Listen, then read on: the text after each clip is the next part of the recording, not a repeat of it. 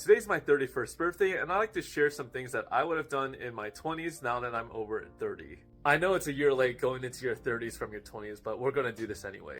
Now, the first thing I would have done earlier is to move out sooner, move out of California. I moved to Minnesota 2 years ago from California, and it's probably the best decision I've ever made. Finding a new home with no connections and no friends is a really scary thing to do, but I really trusted myself in finding the best path possible. And I also recommend not following a well-trodden path, mainly because it's life worth living if it's like that. It definitely gives you a new sense of life.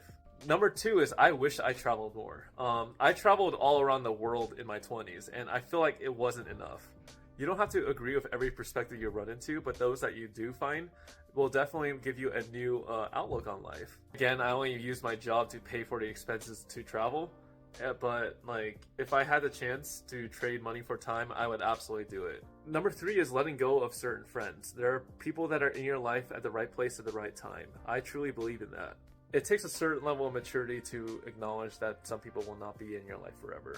It also takes another level of maturity to open yourself up to the right people, whether it's platonic or romantic. I've encountered some good rave friends in life that took the wrong path, and I wished I left sooner. But I also missed out on a few relationships that could have been much more meaningful. And lastly, nobody gives a shit. Mainly because if you move to a new place, it's like a blank slate. I think the best part about going from my 20s into 30s is making TikToks, mainly because it's not something that I wanted to do at first, but I give it a shot and look at where we are at.